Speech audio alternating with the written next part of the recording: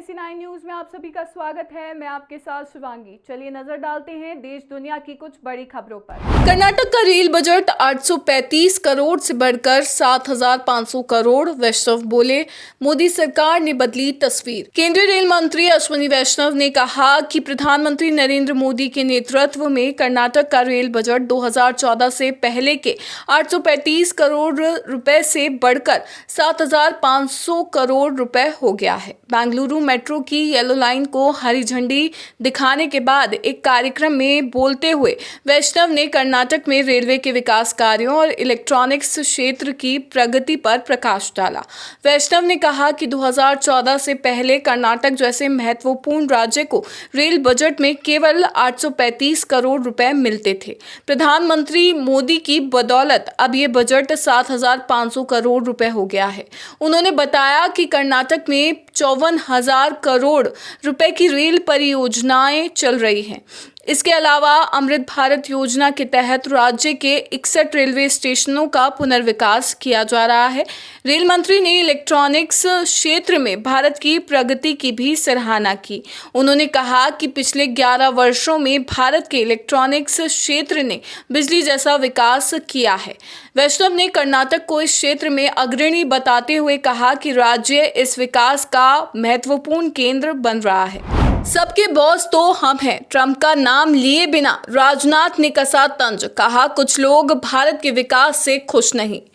केंद्रीय रक्षा मंत्री राजनाथ सिंह ने मध्य प्रदेश के रायसेन जिले के उमरिया गांव में ओबेदुल्लागंज के दशहरा मैदान में आयोजित एक भव्य समारोह में भारत अर्थ मूवर्स लिमिटेड की रेल कोच निर्माण इकाई का भूमि पूजन किया। इस अवसर पर उन्होंने भारत के आर्थिक और रक्षा क्षेत्र में प्रगति पर जोरदार बातें कही और बिना नाम लिए अमेरिकी राष्ट्रपति डोनाल्ड ट्रंप पर निशाना साधा। साथ ही उन्होंने मध्य प्रदेश को औद्योगिक और रक्षा क्षेत्र का उभरता हुआ केंद्र बताया। अपने संबोधन में राजनाथ सिंह ने बिना नाम लिए अमेरिकी राष्ट्रपति डोनाल्ड ट्रंप पर तंज कसा। उन्होंने कहा कि कुछ लोग भारत की विकास की रफ्तार से खुश नहीं हैं। उन्हें यह अच्छा नहीं लगता कि भारत इतनी तेजी से आगे बढ़ रहा है। वे सोचते हैं सबके बॉस तो हम हैं। वे कोशिश कर रहे हैं कि भारत में बनी चीजें विदेशों में इतनी महंगी हो जाए कि कोई इन्हें खरीदे ना। राजनाथ ने जोर देकर कहा, लेकिन मैं पूरे विश्वास के साथ कहता हूं कि अब दुनिया की कोई ताकत भारत को वैश्विक आर्थिक और रक्षा महाशक्ति बनने से नहीं रोक सकती। ये भारत की ताकत है जो आज पूरी दुनिया देख रही है। हालांकि राजनाथ ने ट्रंप का नाम स्पष्ट रूप से नहीं लिया, लेकिन माना जा रहा है कि उनका इशारा हाल ही में अमेरिका द्वारा भारतीय उत्पादों पर लगाए गए व्यापारिक प्रतिबंधों और टैरिफ की ओर था। उन्होंने कहा कि भारत की अर्थव्यवस्था आज दुनिया की सबसे गतिशील और तेजी से बढ़ने वाली अर्थव्यवस्थाओं में से एक है, जिसे कोई नहीं रोक सकता। राहुल गांधी ने ECI के खिलाफ किया नया वीडियो जारी। जनता का समर्थन जुटाने के लिए समर्पित पोर्टल शुरू। कांग्रेस नेता राहुल गांधी ने चुनाव में कथित धांधली के दावों को लेकर हमला तेज कर दिया है। इसी क्रम में कांग्रेस की ओर से एक वेब पोर्टल शुरू किया है। इसी के माध्यम से लोगों से जन समर्थन का आग्रह किया है। पार्टी ने कहा कि वेब पोर्टल पर पंजीकरण कराकर भारत के चुनाव आयोग से वोट चोरी के खिलाफ जवाबदेही की मांग कर सकते हैं और विपक्ष के नेता की डिजिटल मतदाता सूची की मांग के प्रति समर्थन व्यक्त कर सकते हैं। पोर्टल पर पोस्ट किए गए एक वीडियो में राहुल गांधी कह रहे हैं कि ये देशद्रोह है, ये राजद्रोह है। टाइम आएगा, हम आपको पकड़ेंगे, बचने वाले नहीं हो। ये महत्वपूर्ण है कि हम वोट चोरी का पर्दाफाश करें।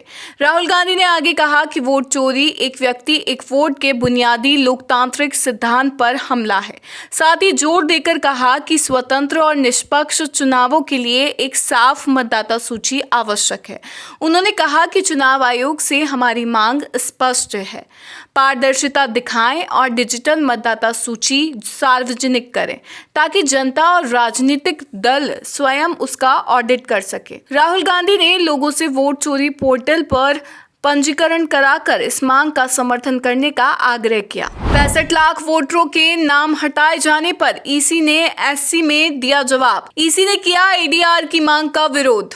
बिहार में वोटर लिस्ट रिवीजन प्रक्रिया लगातार विवाद में है। एडीआर ने एसआईआर को लेकर सुप्रीम कोर्ट में एक याचिका दायर की थी। एडीआर द्वारा इस याचिका में मांग की गई थी कि प्रदेश में 65 लाख लोगों के नाम कटे हैं, उनकी सूची जारी की जाए। इस पर चुनाव आयोग ने सुप्रीम कोर्ट में एक हलफनामा दायर किया है। ईसी ने एडीआर की इस मांग का विरोध किया है। सुप्रीम कोर्ट में अपने जवाब में चुनाव आयोग ने कहा कि चुनाव आयोग को मसौदा मतदाता सूची में शामिल न किए गए लोगों के नामों की कोई अलग सूची तैयार करने या साझा करने या किसी भी कारण से किसी को भी मसौदा मतदाता सूची में शामिल न करने के कारणों को प्रकाशित करने की आवश्यकता नहीं है। बहनों ने ही तेज प्रताप यादव को भेजी राखी, बिहार में सियासी हलचलें तेज। विधानसभा चुनाव को लेकर बिहार में राजनीति चरम पर है। इस बीच तेज प्रताप यादव का एक पोस्ट सोशल मीडिया पर बड़ी तेजी से वायरल होने लगा है। वायरल हो रहे पोस्ट में तेज प्रताप यादव ने लिखा है कि रक्षाबंधन पर हेमा दीदी, रागिनी दीदी, चंदा दीदी और अनुष्का दीदी ने मुझे राखियां भेजी है। इसके लिए मेरी सभी दीदी को धन्यवाद एवं आभार प्रकट करता हूं। तेज प्रताप यादव और तेजस्वी यादव की 7 बहनें हैं। इनमें से 4 बहनों की राखी तेज प्रताप यादव को मिली। इधर तेजस्वी यादव ने फेसबुक पर रक्षाबंधन को लेकर अपनी बहनों का पोस्ट शेयर किया। तेजस्वी यादव को मीसा भारती समेत सभी बहनें राखी बांधते हुए दिख रही है। तेजस्वी यादव ने सभी बहनों से राखी बंधवाने का फोटो भी फेसबुक पर शेयर किया है। दोनों पोस्ट के बाद बिहार में सियासी हलचलें तेज हो गई है। कई यूजर्स भी इस पर अपनी प्रतिक्रिया देते हुए लिख रहे हैं कि मीसा जी, रोहिणी जी और राजलक्ष्मी जी को भी भेजनी चाहिए थी। प्रधानमंत्री नरेंद्र मोदी ने बेंगलुरु में येलो लाइन मेट्रो और वंदे भारत एक्सप्रेस का किया उद्घाटन।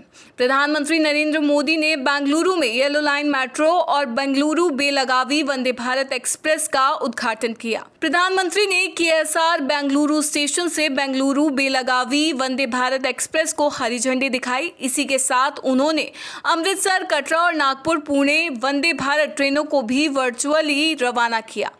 इसके बाद PM Modi RV road metro station पहुंचे, जहां उन्होंने 19.15 किलोमीटर लंबी येलो लाइन मेट्रो का उद्घाटन किया, जिसमें 16 स्टेशन हैं और इसकी लागत 5,056.99 करोड़ रुपए है। उन्होंने आरवी रोड से इलेक्ट्रॉनिक सिटी स्टेशन तक मेट्रो में सफर भी किया। साथ ही उन्होंने आईआईटी बेंगलुरु में 44.65 किलोमीटर लंबी मेट्रो फेज 3 ऑरेंज लाइन की आधारशिला रखी, जिसकी अनुमानित लागत 15,611 करोड़ रुपए है।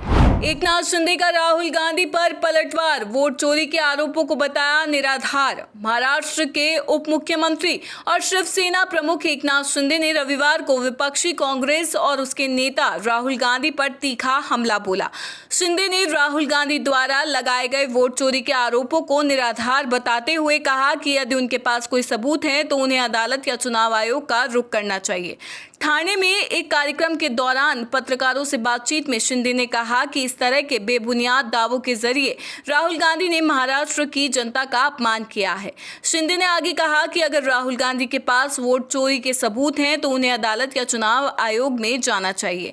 इस तरह के निराधार आरोप लगाकर उन्होंने महाराष्ट्र के नागरिकों, हमारी बहनों, भाइयों, किसानों और राज्य की जनता का अपमान किया है, जिन्होंने महायुति भाजपा, शिवसेना और रांकापा को अपना जनादेश दिया है।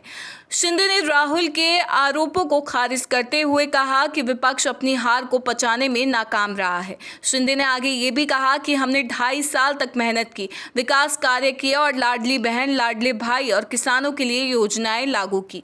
जनता ने हमें 230 सीटों के साथ प्रचंड जनादेश दिया। ये जीत जनता की ताकत है, जिसे राहुल गांधी जैसे नेता पचाने में असमर्थ है। NSE9 न्यूज में फिलहाल इतना ही। आगे की खबरों से अपडेट रहने के लिए बने रहिए NSE9 न्यूज के साथ। नमस्कार।